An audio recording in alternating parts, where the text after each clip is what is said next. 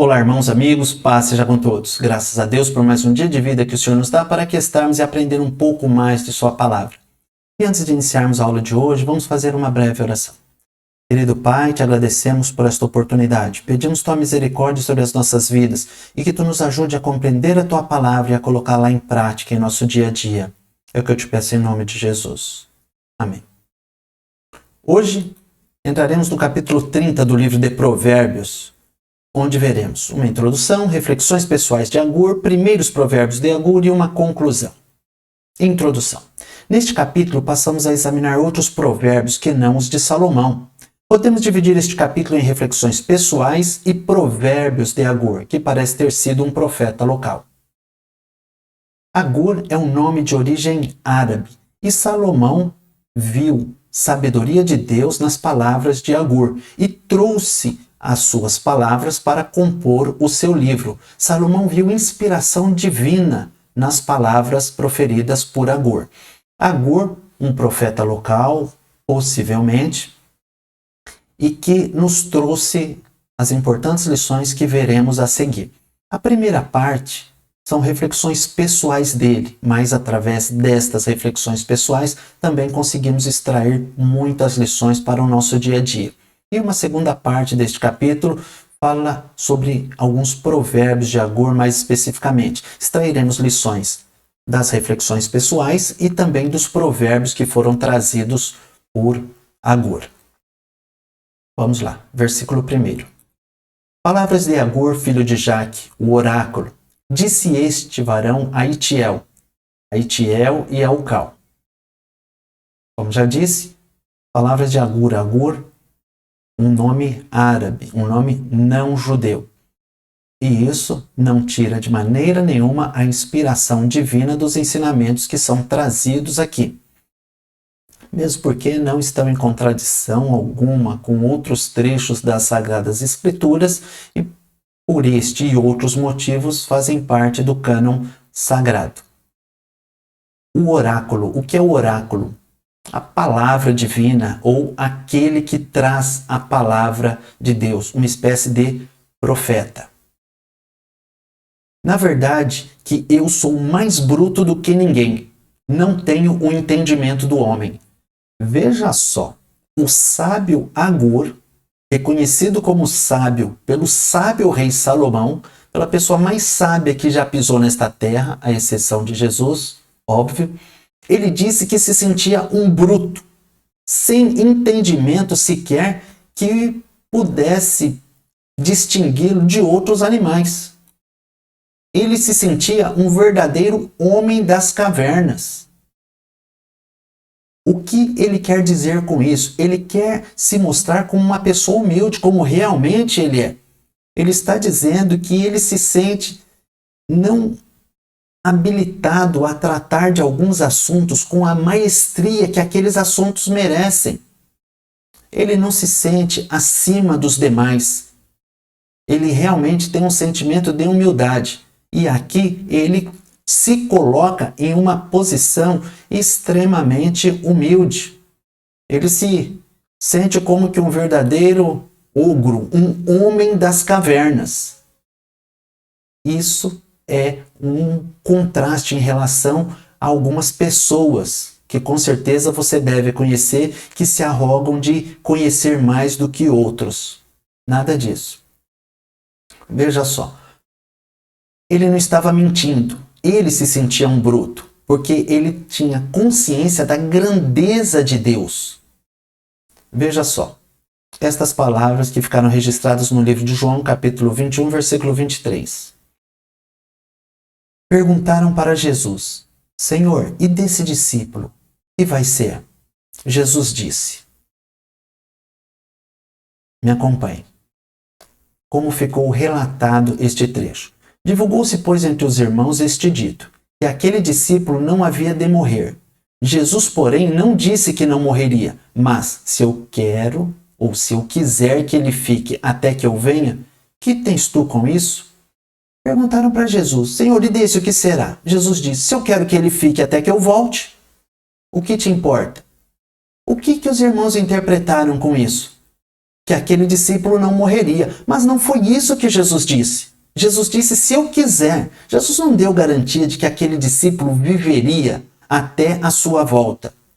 Temos que tomar cuidado com algumas interpretações. Alguns distorcem as palavras que nós utilizamos, mas você não pode distorcer as palavras que os outros te dizem.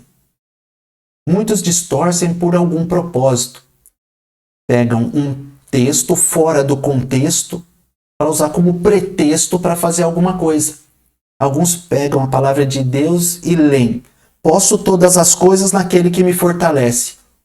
Então eu posso fazer qualquer coisa? Não. Não é isso que a palavra de Deus está dizendo. Veja o contexto. Posso todas as coisas, mas nem tudo me convém.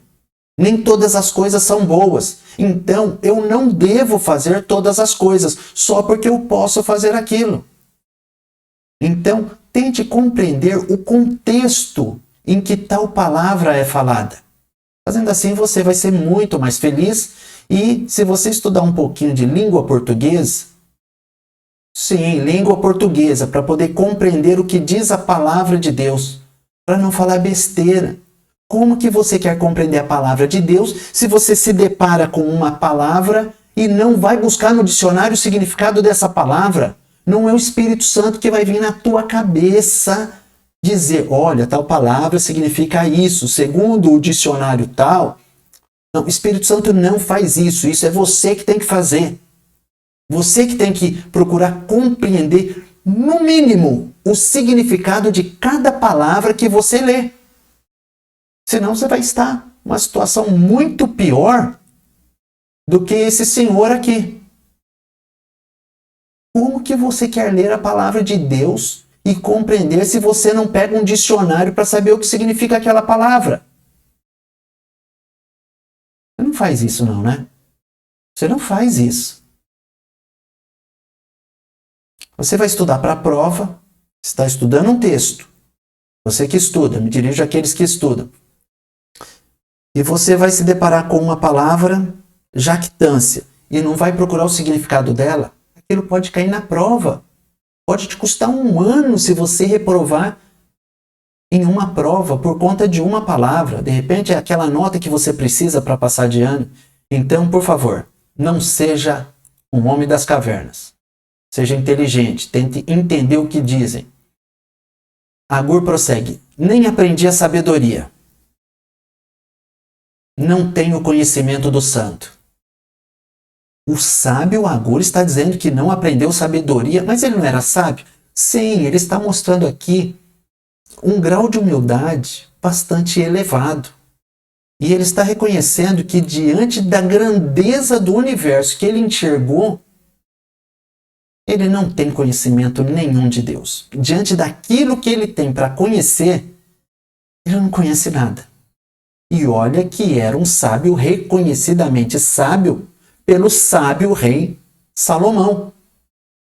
Agora, tem pessoas que falam, eu conheço a Bíblia é cheia de contradição. Quando eu ouço uma pessoa dizendo isso, arrepia. Eu tenho vontade de dizer o seguinte, deixa de ser ignorante, sua anta. Mas eu não faço isso. Eu tento argumentar de uma maneira mais branda com a pessoa, mas por dentro eu penso isso. Deve conhecer o quê? Que a capa da Bíblia é preta e o conteúdo dela não faz muita ideia do que seja. Se o sábio Agur estava dizendo isso, como que alguns se arrogam porque conhecem uma e outra expressão da Bíblia a ponto de dizer a Bíblia tem várias contradições. A Bíblia é um livro escrito por homens. A Bíblia é um livro que admite diversas interpretações. Ela admite diversas interpretações em algumas situações. Em outras, não admite interpretação alguma. Exemplo. A Bíblia diz que há um mediador entre Deus e os homens, Jesus Cristo, homem. Como você interpreta isso? Tem mais alguém entre o homem e Deus? Paulo escreveu a Timóteo, tem umzinho só. E quando eu digo umzinho, eu não estou diminuindo o valor deste, mas eu estou dizendo umzinho no sentido de não haver mais. Tem só um entre Deus e os homens, que é Jesus Cristo. Está na palavra de Deus. Como interpretar isso? E não queiram vir alguns dizendo, veja bem nada. Apesar de usar óculos, este ponto está bem claro na palavra de Deus. Quando a Bíblia diz, nem tudo me convém, sim, admite alguma interpretação isso. Muitas vezes algo não convém naquele momento, mas pode convir em outro. Agur, ele dizia-se muito humilde através destas palavras. Veja só, você já ouviu esta expressão? Só sei que nada sei. Atribuem a Sócrates isso. Mas a frase é apócrifa, ou seja, Sócrates não disse com estas exatas palavras. Vamos trazer para a palavra de Deus. Alguns dizem que Jesus falou, eu venci o mundo e vós vencereis.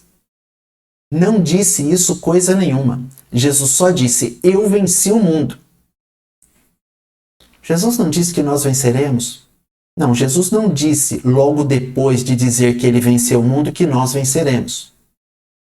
Então nós não venceremos? Não, eu não disse que nós não venceremos. Nós podemos deduzir que Jesus disse. Não, não é deduzir que Jesus disse. Jesus disse o que está escrito. Jesus disse, eu venci o mundo. E nós podemos deduzir que nós também venceremos, pelo contexto em que esta explicação foi dada, em que esta afirmação foi feita por Jesus. O que fizeram também com Sócrates? Colocaram na boca dele estas palavras, só sei que nada sei. Você já ouviu isso? Eu acho fantástica esta declaração e mais ainda o porquê atribuem a ele esta frase.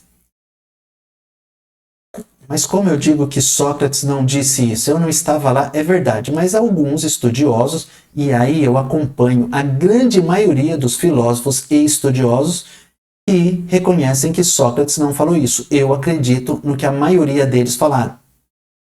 Ou no que a maioria dele falou. Pelo seguinte. Sócrates, certa vez, foi consultar um oráculo. E esse oráculo lhe disse que ele era o mais sábio entre os homens. Sócrates falou, de jeito nenhum.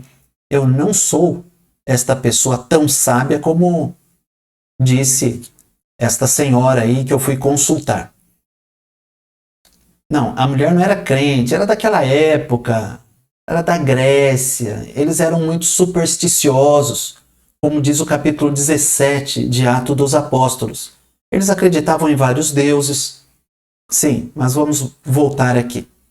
Então, Sócrates ouviu de alguém que ele era o mais sábio entre os homens ali. E Sócrates falou, não, eu não sou o mais sábio. E Sócrates foi até a praça para começar a perguntar para as pessoas para saber e comprovar se ele era mais sábio ou não. E começou a fazer algumas perguntas para as pessoas. Você é sábio? Foi mais ou menos assim a conversa. Você é sábio? Sim, eu sou sábio. E aí Sócrates perguntava, por que de tal coisa? Ele dizia, não sei. E Sócrates era bem perspicaz, ele fazia algumas perguntas que não tinham nem resposta. Ele sabia fazer boas colocações.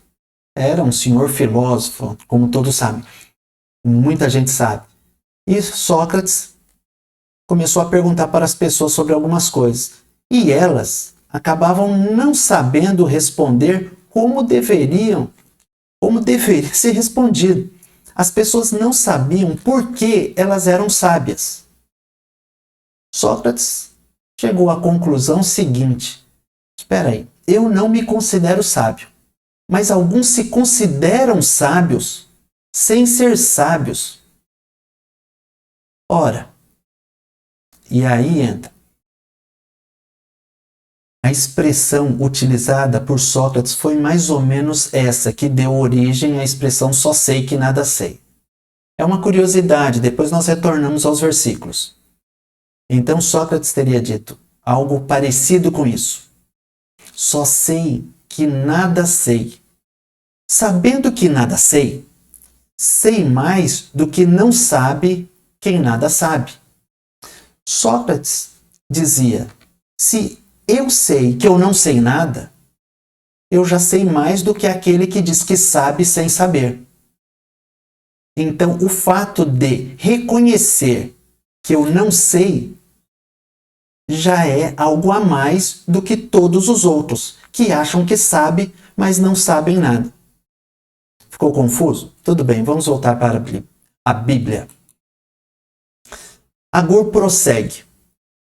Quem subiu ao céu e desceu? Quem encerrou os ventos nos seus punhos? Quem amarrou as águas na sua roupa? Quem estabeleceu todas as extremidades da terra? Qual é o seu nome? Qual é o nome do seu filho? Se é que sabes. O que Agur está dizendo aqui? Agur coloca quatro perguntas, mostrando que as coisas de Deus são por demais maravilhosas e que o homem, por mais que conheça algo de Deus, ainda estará longe de conhecer Deus em sua plenitude, de conhecer um pouco mais de Deus. Plenitude é um exagero, mas de conhecer a Deus, ele se sentia ignorante em relação às coisas de Deus. E por isso ele procurava conhecer. Alguns acham que já conhece o suficiente. Por quê? Porque são arrogantes, ignoram que tem muito a conhecer acerca de Deus. O sábio sempre está procurando conhecer. Se você não quer seguir a palavra de Deus por ser a palavra de Deus, talvez você que esteja me ouvindo, então deva seguir Sócrates. Reconheça que nada sabe e procure passar a conhecer alguma coisa. Vamos lá. Agur diz: quem subiu ao céu? Quem pode subir ao céu? Eu não sei como que faz para subir ao céu, para voltar do céu. São coisas que só Deus sabe. Aqui Agur começa a falar de coisas que pertencem a Deus. Ele, como homem, não tem as respostas e ele reconhece isso. Agur fala: quem encerrou os ventos nos seus punhos? Quem controla o vento? Quem controla as condições atmosféricas? Não sou eu. De uma maneira misteriosa, Deus tem o controle de todas as condições que envolvem a Terra, das condições climáticas. Quem amarrou as águas na sua roupa? Como que Deus planejou tudo isso? Agur está vendo uma sabedoria de Deus em cada detalhe da criação. Está exaltando o nome de Deus. Agur está perguntando aqui, pergunta retórica. Pergunta retórica é aquela que não precisa ser respondida. Agur, através destas perguntas, está dizendo: Deus é maravilhoso, Deus é tremendo, Deus fez algumas coisas que nós não temos explicação. Eu não consigo compreender. Eu sou bruto, eu não tenho resposta para isso. Porque talvez Agur tenha ouvido muitos elogios. Eu tenho para mim que Agur ouviu muitas palavras de elogio pela sua sabedoria, mas ele ainda se sentia muito distante do conhecimento de Deus. Quem estabeleceu todas as extremidades da terra? Não é que a terra tenha extremidade, a terra não é quadrada, a terra não é plana, a terra é redonda. Ah, mas a Bíblia diz das extremidades da terra. Sim, Apocalipse também fala dos anjos que estão nos quatro cantos da terra. É uma forma de se expressar. Não, a Bíblia não diz que a terra é quadrada por falar de extremidade. Fala de pontos distantes. Extremidades são pontos distantes. Não, se você quer saber se a Bíblia defende a terra ser quadrada ou redonda, vá ler o profeta Isaías. Que a Bíblia diz que Deus se senta sobre o globo da terra. Há 700 anos, aproximadamente, antes de Cristo, Deus já dava a dica. É redonda. Se os navegadores tivessem lido mais a Bíblia e acreditado no que está escrito, com certeza teriam se aventurado antes nas viagens de navio. Olha só, Deus fez a terra. Deus colocou a terra onde ela está. Admirem-se comigo, que coisa fantástica. A terra gira em torno de si, no movimento de rotação, a uma velocidade de 1.700 km por hora. Ou seja, se puxar o freio de mão da Terra, você é disparado, se considerarmos só o movimento de rotação, o movimento que a Terra faz em volta de seu eixo imaginário. Você seria jogado daqui a uma velocidade de 1.700 km por hora. Mas não se assuste, nós temos também, não se assuste só com isso, nós temos também a Terra desenvolvendo um percurso em volta do Sol, que é um movimento de translação. Este movimento, a Terra se desloca a uma velocidade de 107, na média, 107 mil quilômetros por hora. Rotação é aproximadamente 1.700, 1.600 e pouco a 1.700. E esse movimento de translação sofre variação ainda no periélio e no afélio. O que é o periélio? O periélio é o ponto mais distante, o ponto mais próximo do Sol que a Terra chega no movimento de translação. E o afélio é o ponto mais distante. Dois nomes lindos para que você, que tiver filhos gêmeos, coloque nos bichinhos, certo? Periélio e afélio. Coloquei aqui como curiosidade, achei fantástico. Fantástica essa criação de Deus, essa disposição de Deus da Terra em relação ao Sol, em relação ao universo. Quem estabeleceu tudo isso foi Deus. Não há como explicar, há como admirar somente. Qual é o seu nome? E qual é o nome do seu filho, se é que o sabes? Interessante. Quem é que criou todas as coisas? Agur está fazendo uma pergunta. Qual é o nome dele? Agur não sabia o seu nome. E faz menção a seu filho. O filho prometido por Deus lá em Gênesis, no capítulo 3, versículo 15. Interessante. Era realmente um profeta, o Agur. Ele não sabia, mas você vai saber. Aliás, já sabe, é Jesus. E no final da aula, vamos ouvir um hino maravilhoso que fala sobre este nome de Jesus. Toda a palavra de Deus é pura, escudo para os que confiam nele. Você sabe o que é um escudo? Escudo é uma arma de defesa usada em uma guerra. Achei bonito este logotipo que fizeram. A Bíblia diz que nós temos o escudo da fé, mas além de a fé nos servir de escudo, a fé na palavra de Deus, Agur dizia que a palavra de Deus toda ela é pura. A palavra de Deus ela não traz nada que nos prejudique, que manche a nossa moral ou a nossa reputação. Se nós aplicarmos a palavra de Deus em nosso dia a dia, nós não teremos de que nos envergonhar.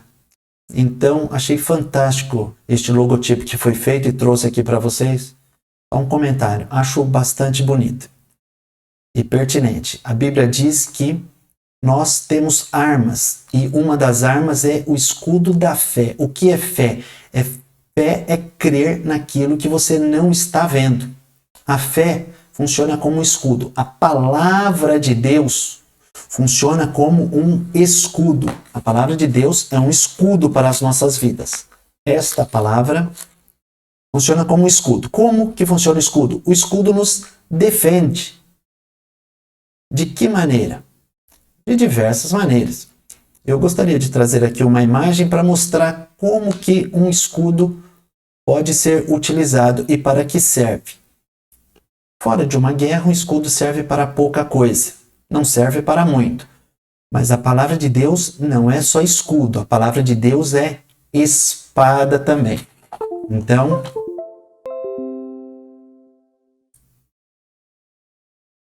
tivemos um pequeno problema, uma falha técnica, mas já foi resolvida. Vamos lá. A palavra de Deus serve como uma espada. mas como escudo, nós veremos agora.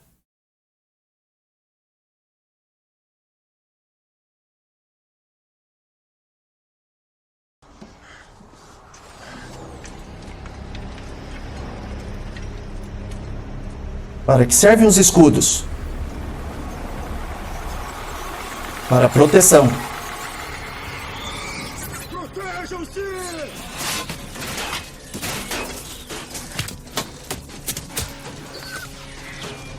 Essas covardes!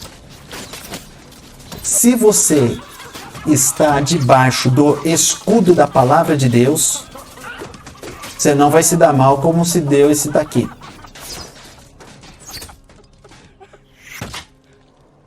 Exatamente. Levantem-se! A palavra de Deus funciona como um escudo para a tua vida. Ela vai te proteger quando o diabo vier contra a tua vida para te atacar. Então, bom, aqui a gente já não vai mais assistir porque já não é a parte que nos diz respeito.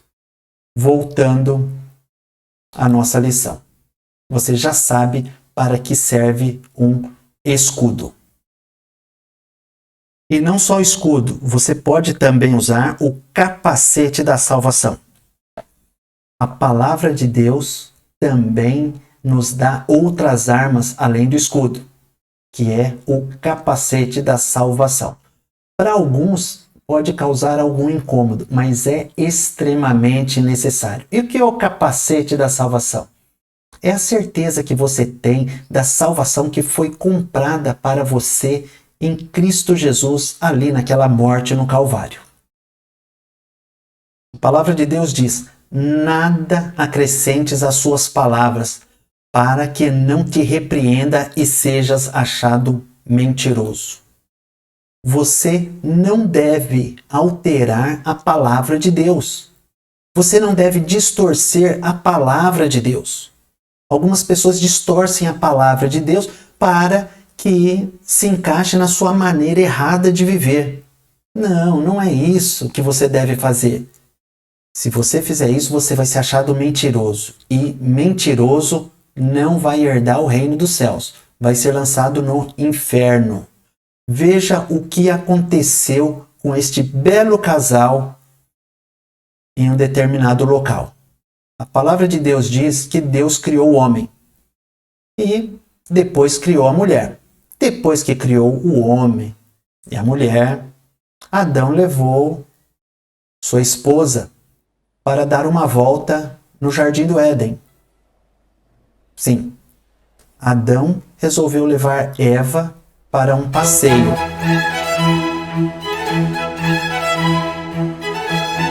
E ali no jardim do Éden, começou a apresentar a Eva tudo aquilo que Deus havia feito.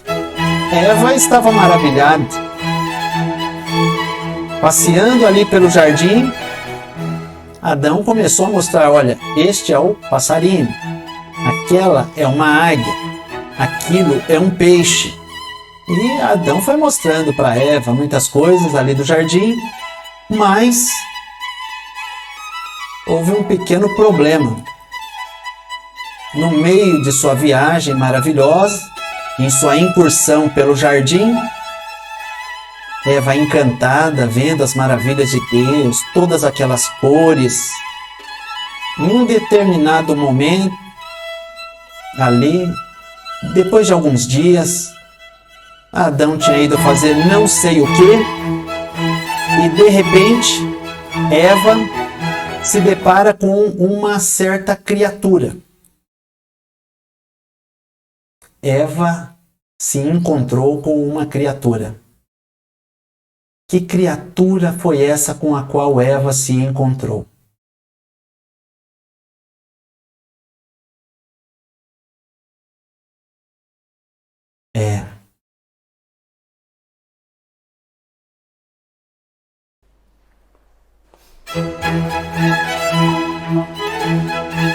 Eva se encontrou com uma criatura adorável, uma criatura fantástica.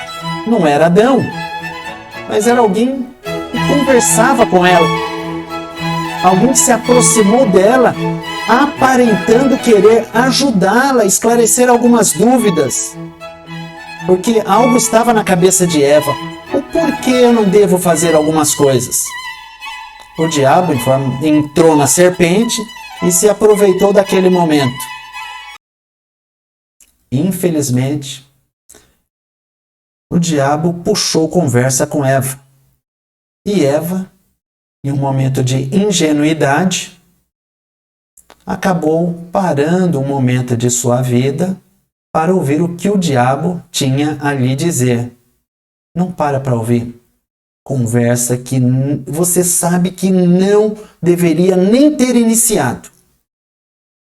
Porque em um determinado momento, alguma coisa vai acontecer. Aquele animal imundo depois de Satanás ter entrado nela, puxou conversa com Eva e disse: Eva, Deus falou que não era para comer de nenhuma árvore do jardim. Ora, Deus havia dito para Eva, na verdade disse para Adão, que Adão não deveria comer da árvore do conhecimento do bem e do mal. Mas a serpente começou a distorcer as palavras. E a mulher entrou em uma conversa que não deveria ter entrado. Tome cuidado, fuja de conversas. Interrompa no meio algumas conversas e fuja, porque o resultado não vai ser nada agradável. Um desastre com certeza irá acontecer. Então, Eva falou para a serpente: não, Deus não disse que de nenhuma árvore. Deus disse que nós não deveríamos nem comer, nem tocar naquela árvore. Eva começou a ficar confusa com os argumentos da serpente. E aí, Deus não tinha falado que não era nem para tocar, Deus só falou que não era para comer. Eva já começou a ficar confusa. A palavra de Deus diz que as más conversações corrompem os bons costumes. Então, fuja de más conversas. A pessoa não tem nada para te oferecer de bom, é mentirosa. É uma pessoa que não é digna da tua confiança. Não perca teu tempo com algumas conversas. O que aconteceu? Eva se deixou levar na conversa fiada daquela serpente. E aí, o que aconteceu?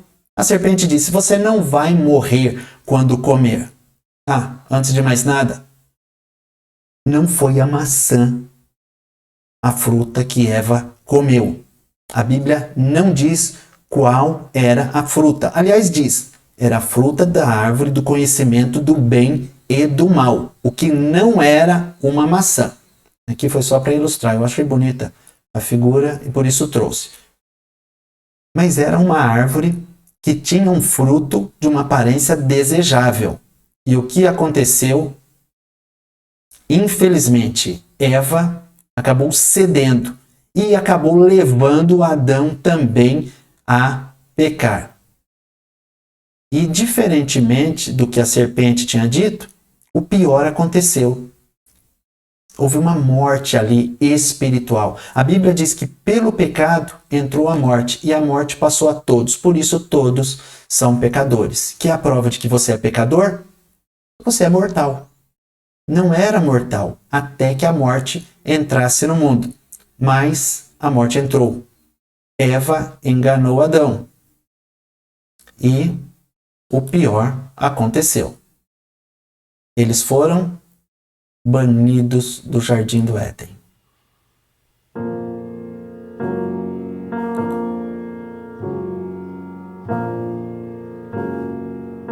Eva que enganou Adão e, como consequência,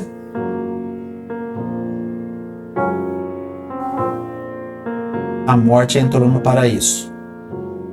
Entrou no jardim do Éden, melhor dizendo. Foram expulsos por Deus. E as consequências que nós já sabemos. A serpente teve que rastejar, a mulher com dores daria luz e o homem ia comer o pão com o suor do seu rosto. Foram as consequências pelo pecado. Além da morte que foi introduzida em suas vidas. Prosseguindo,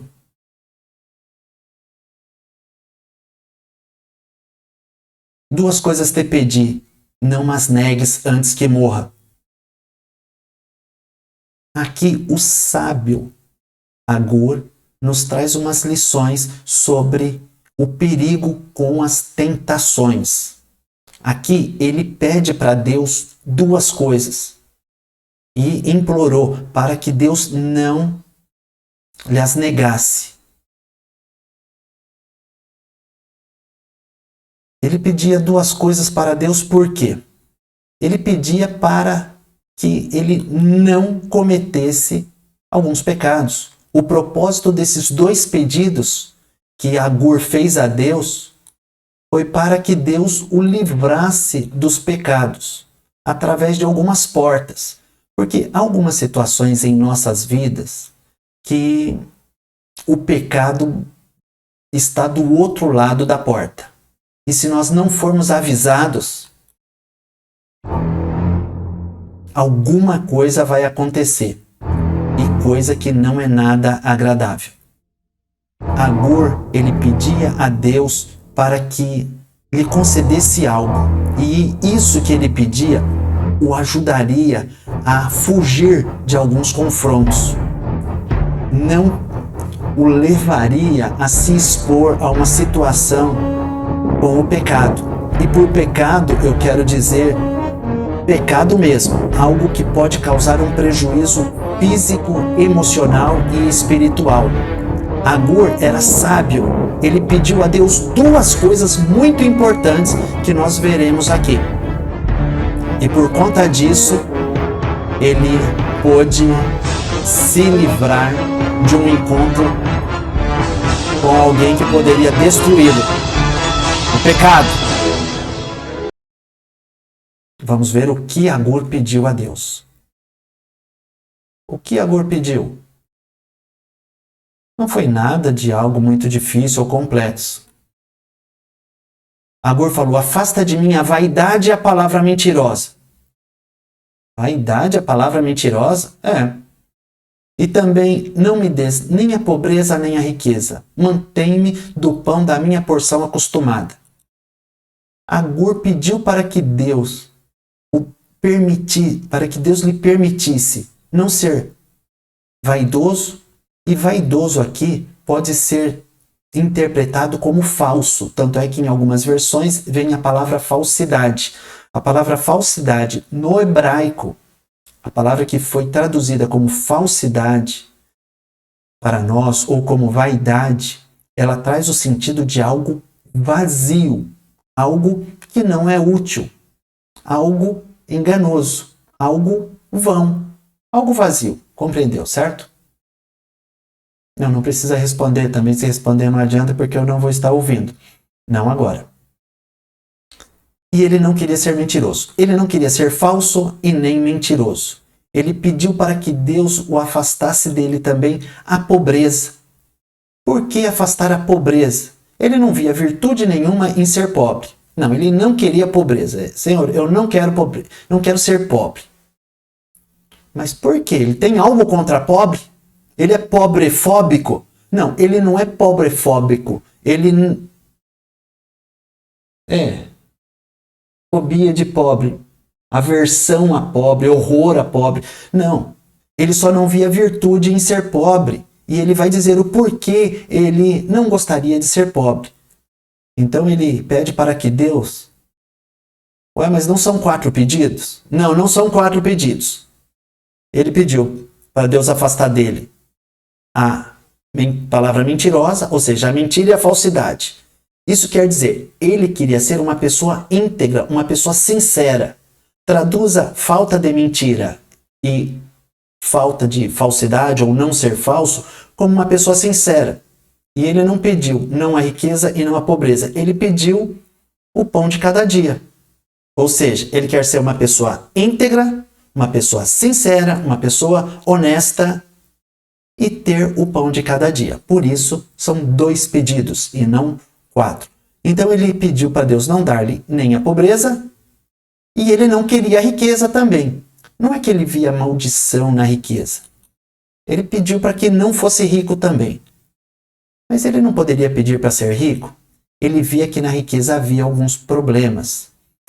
Ele pediu apenas o pão da sua porção acostumada. Ele queria ter uma casinha, talvez um carrinho, um aviãozinho. Será que não seria exagero? Para alguns não. Alguns são empresários e vivem disso. Alguns precisam de avião. Para alguns sai mais barato comprar um avião do que ficar fretando aviões. Então, não é o meu caso.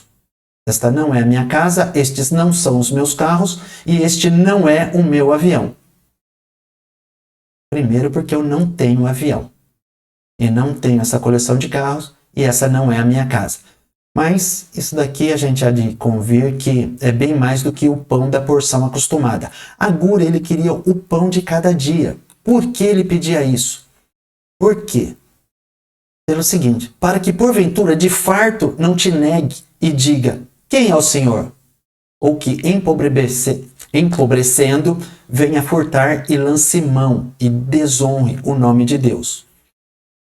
Ele pede para que não seja rico, pede a Deus para não ser rico, porque ele sabe que a riqueza traz alguns riscos. Ele aqui está reconhecendo as suas limitações. Ele está se enxergando como uma pessoa que teria dificuldade em lidar com uma riqueza extrema. Se ele está enxergando isso, ele é um homem muito sábio. Ele não vai se expor a uma situação de perigo, onde ele possa vir a pecar e a cometer algum erro, e isso possa vir a prejudicá-lo. Então, o excesso de dinheiro para ele é algo que poderia prejudicá-lo. Mas a falta de dinheiro também é algo que ele não gostaria, porque isso poderia levá-lo a agir de uma maneira incorreta para se alimentar. Então, ele queria fugir dos dois extremos. Ele não queria uma conta corrente com R$1 bilhão depositados. E ele não queria estar passando fome também. Ele achava melhor ter a porção de cada dia. Muitos acabam caindo em tentação quando querem algumas coisas além daquilo do que é necessário, do que é útil. Qual a diferença para você de ter R$1 milhão na tua conta e R$100 milhões na tua conta? Qual é o uso imediato que você vai fazer desse valor? Alguma coisa que você gostaria de fazer que você precise dos outros 99 milhões nesse exato momento? R$1 milhão já não seria suficiente?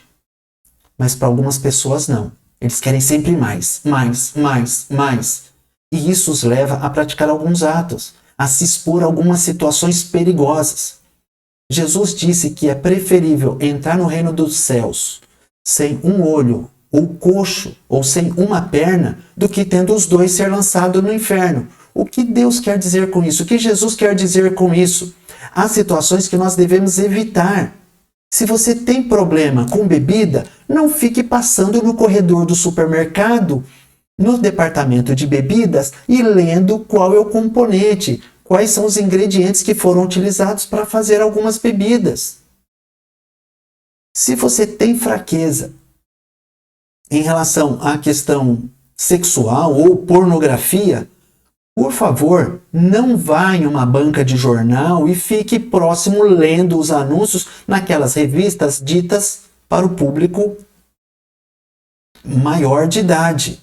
Ou revistas masculinas, ou femininas, ou sei lá como que chamam hoje. Antigamente chamavam de revistas masculinas. Eram revistas que traziam um conteúdo imoral, pornográfico. Fuja das situações. Se você acha que o teu trabalho te faz pecar, é preferível você procurar outro emprego. Se no teu trabalho você é obrigado pela tua chefia a agir de uma maneira contrária à palavra de Deus, peça para Deus preparar um outro emprego para você e com certeza Ele vai preparar. Fuja das situações que te expõem a se afastar de Deus. Não calunize o servo diante do seu senhor, para que te não amaldiçoe e fiques culpado. Não humilhe as pessoas. Não humilhe os servos para os seus senhores. Não fale mal dos empregados de outras pessoas. Não critique a empregada do teu amigo. Não critique o trabalhador da empresa do teu amigo empresário. A palavra de Deus diz: não calunize o servo, muito menos diante do seu senhor. Não humilhe as pessoas, para que você não venha ouvir que você não tem nada a ver com aquilo. Não seja mexeriqueiro, não se intrometa naquilo onde você não foi chamado. Não se intrometa onde você não foi chamado. Não dê palpite onde não pediram a tua opinião. Fique quieto, engula sua língua. Não, engula a língua significa mantenha a língua dentro da boca. Não é que a língua pula da boca. Eu estou falando em um sentido figurado. Mantenha a língua dentro da boca. Não que a língua saia. A língua vai ficar sempre dentro da boca. Mas mantenha a tua boca fechada. Como se você não tivesse língua. Não deixe a tua língua sair da boca. Fique quieto, calado, porque senão vai sobrar para você. Você vai ouvir o que você não quer ouvir. Há uma geração que amaldiçoa seu pai e não bendiz sua mãe. A palavra de Deus é clara. Ela diz: vós filhos, sede obediente a vossos pais no Senhor, porque isso é justo. O que é ser obediente aos pais no Senhor? Não é porque o teu pai te pede alguma coisa que seja contrária à palavra de Deus que você vai fazer o que o teu pai quer. Teu pai, se te pedir para negar a Cristo como Salvador, por óbvio você não fará isso. Se o teu pai te incentivar a ganhar a vida roubando, você não vai obedecer o teu pai nesse ponto. É isto o que significa obedecer aos pais no Senhor. Porque isso é justo. E Efésios diz: honra teu pai e a tua mãe, que é o primeiro mandamento com promessa, para que te vá bem e vivas muito tempo sobre a terra. Quer viver muito sobre a terra? Honre pai e mãe. Quer morrer antes? Desonre a pai e mãe. Aqui o sábio Agur está dizendo que ele via já naquela época uma geração de pessoas que zombavam dos pais ou das mães. Vamos ver no último versículo desta aula o que acontece com aquele que zomba dos seus pais. Então, há uma geração, prossegue aqui Agur dizendo, que é toda atrapalhada. Além de não bendizer o seu pai, de não honrar a sua mãe, é uma geração que para si é pura, mas nunca foi lavada da sua imundícia. Há pessoas que estão no meio da lama e não conseguem se enxergar. Se acham puras, fazem coisas erradas, os piores pecados, e dizem que não vê problema algum. Há uma geração imunda que se enxerga como pura. É um problema. Há uma geração cujos olhos são altivos e cujas pálpebras são levantadas para cima. Aqui Agur vem destacando alguns aspectos da arrogância. A arrogância encarnada em algumas pessoas, coisas das quais nós devemos fugir.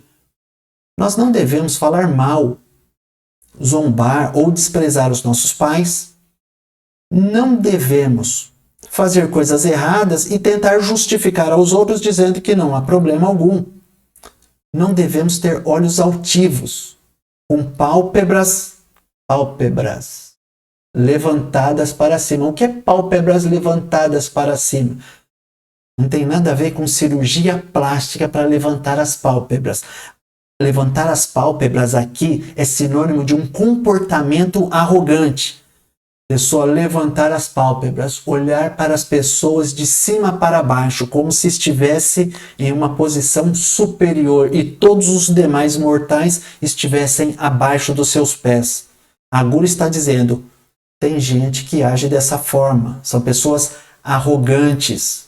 Há uma geração cujos dentes são como espadas, sim, e cujos queixais são facas para consumirem na terra os aflitos e necessitados entre os homens.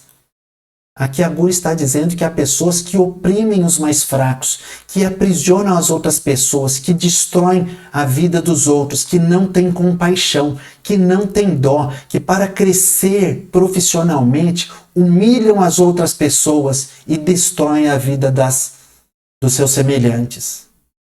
Agur está dizendo que isso é completamente reprovável aos olhos de Deus. Até aqui foram as reflexões pessoais de Agur. E, finalizando a aula de hoje, veremos alguns provérbios. Na verdade, 4, nos próximos 3 versículos e prosseguiremos na próxima aula, porque o conteúdo destes provérbios, deste capítulo atribuído a Agur, ele é bastante denso. Vamos lá. A sanguessuga tem 2 filhas, a saber, dá. E aí, prossegue. Estas 3 coisas nunca se fartam. E 4 nunca dizem basta.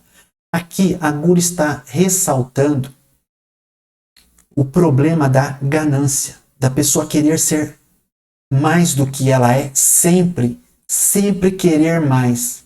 Sanguessuga é este verme nojento aqui que fica só tirando o sangue das pessoas. E a Bíblia diz que alguns se comportam como as filhas da sanguessuga. Dá, ou me dê, quer tudo para si. Mesmo já tendo bastante, quer sempre mais, e não param com isso. Nunca chegam a um ponto de satisfação. São pessoas que vivem infelizes porque não aprenderam a se contentar com aquilo que tem. Você se contenta com aquilo que tem? Você se agrada daquilo que tem? Você é feliz com aquilo que tem? Se você não for, seja, porque é possível ser feliz com aquilo que se tem. Não é pecado você buscar mais. Pecado é você não ter satisfação naquilo que você tem. Você não se contentar com aquilo que tem. Você não ter um contentamento com aquilo que Deus te deu. E sempre achar que está faltando algo. E sempre ir atrás de outras coisas para poder aí ser feliz. Isso é errado. Agindo assim, você estará indo de maneira contrária à verdadeira sabedoria que foi expressada aqui no capítulo 30 de Provérbios por Agur. Você estará agindo como a sepultura. Sim. A sepultura nunca desbasta. Por mais que as pessoas morram, nunca, em momento algum, a sepultura vai falar, chega de morrer. Sempre as pessoas vão morrer. Agur disse que essas 4 coisas nunca param de receber. Tem pessoas que são como a morte. Nunca se satisfazem, nunca falam basta, nunca dão um tempo para si, para desfrutar aquilo que Deus já deu. Sempre querem mais e mais. Passamos por uma época de pandemia, onde pessoas muito abastadas, pessoas que fizeram muita economia durante toda uma vida, acabaram morrendo sem desfrutar daquilo que possuíam. E Deus não quer isso para você. Deus quer que você tenha uma vida feliz, uma vida alegre, uma vida plena, uma vida próspera, na presença dEle. Livre do pecado, onde você evita o pecado, mas você tem muita coisa para desfrutar. Não é só o pecado que dá prazer. O pecado dá prazer e te leva para o inferno. A vida tem muita coisa que te dá prazer e te conduz ao céu. Então, a sepultura nunca para. A madre estéril, a mulher que não tem filho. Por mais que uma mulher que não tem filho tenha algumas coisas, há aquelas que não estão contentes. Aqui, Agur está se referindo a um tipo de mulher que não tem filho. Uma mulher que quer o filho para ser feliz. Naquela época, uma mulher que não tinha filho costumava ser desprezada. Ana, quando não tinha filho, mãe de Samuel, recebeu de Eucana a seguinte proposta. Ana, se alegre comigo, eu não sou melhor para você do que 10 filhos.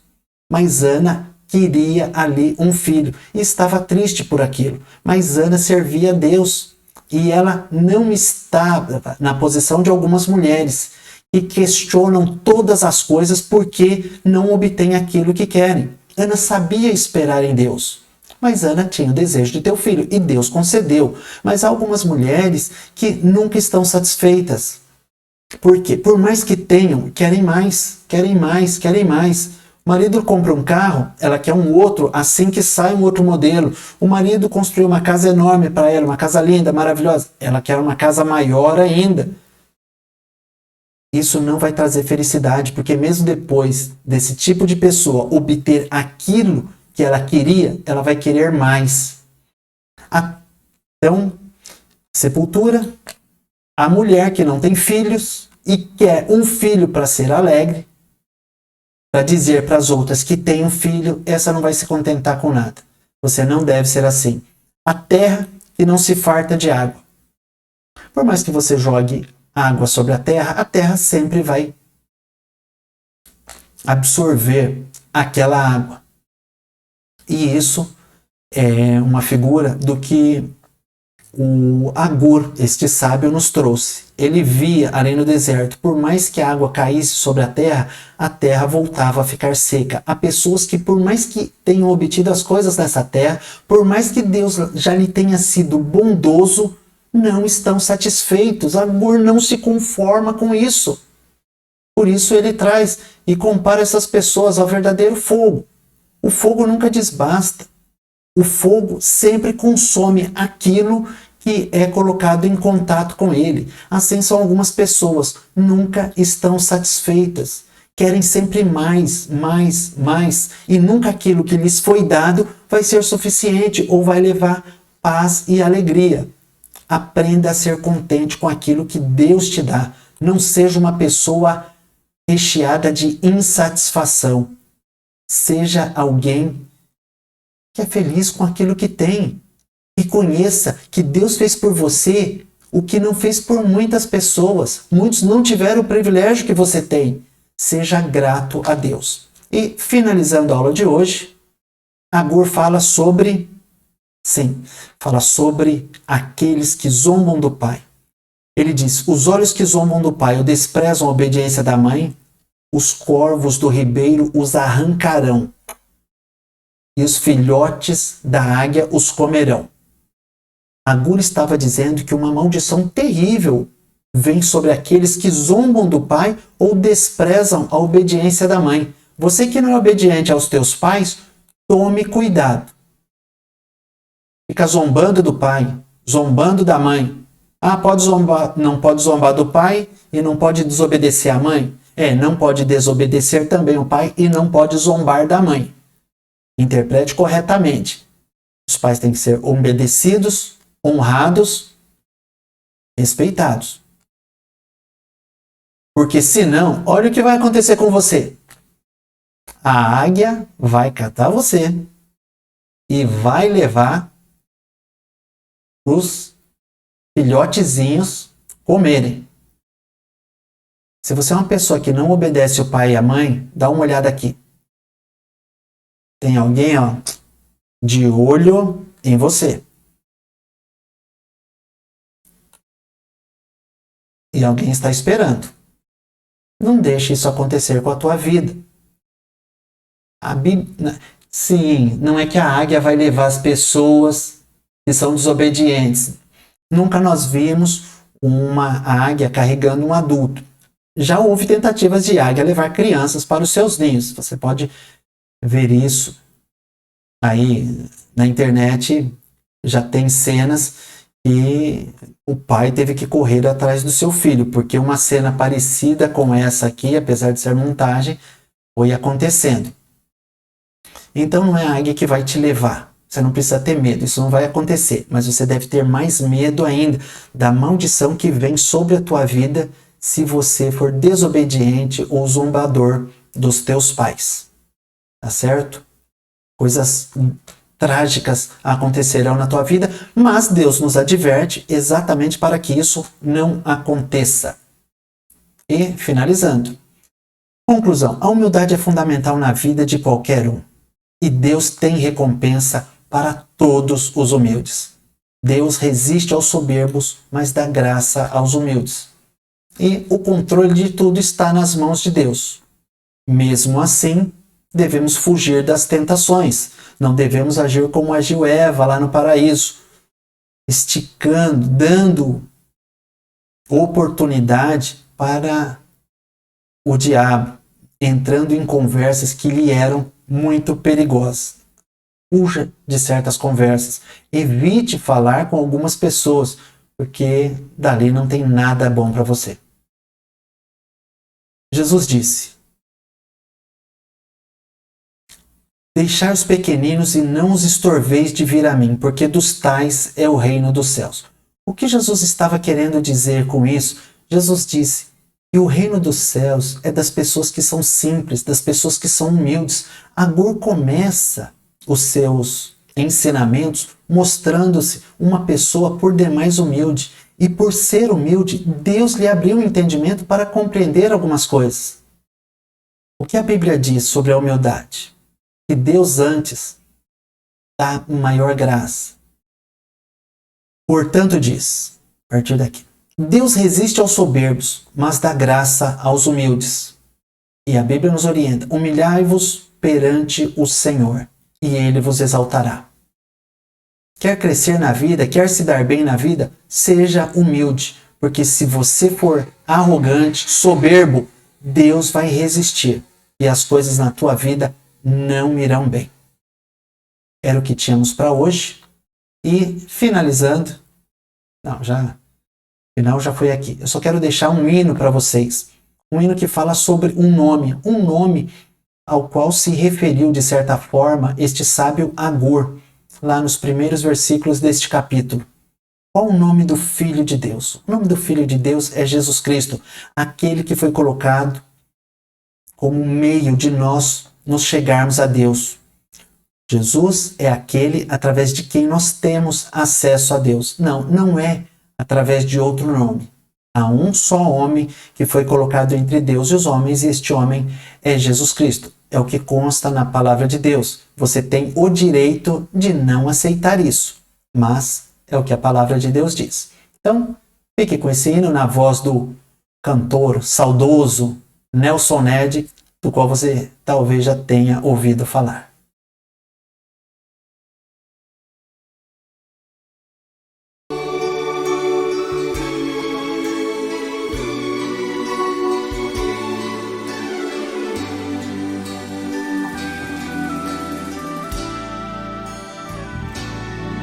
Qual o nome que você costuma chamar quando as lágrimas inundam o seu olhar?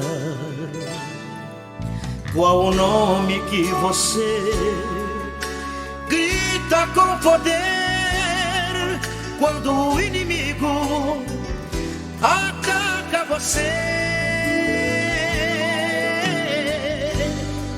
Não é Paulo, nem João, nem Davi, nem Sansão, nem Isaac, nem Jacó, nem Moisés, nem Abraão. Não é não, o nome é Jesus. O nome é Jesus. O nome é Jesus. O nome é Jesus.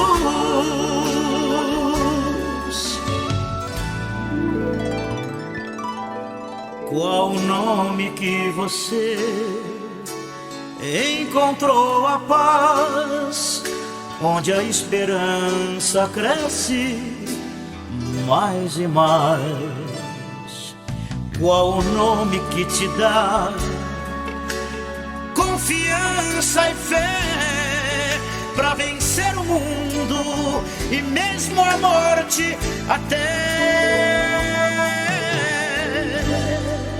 Não é Pedro, não é Daniel, nem Maria e nem Isabel, não é Jó, não é José, nem Abel e nem Noé. Não, não é. O nome é Jesus. O nome é Jesus. O nome é Jesus.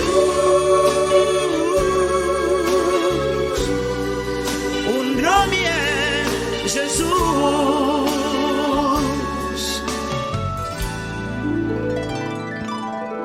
Qual o nome que você vai pronunciar pelos séculos dos séculos sem parar? Neste mundo ou além, Este nome traz o bem, este nome é vida plena para sempre. Amém. Não é Pedro, não é Daniel, nem Maria e nem Isabel, não é Jó, não é José, nem Abel e nem Noé. Não, não é. O nome é Jesus. O nome é Jesus. O nome é Jesus. O nome é Jesus.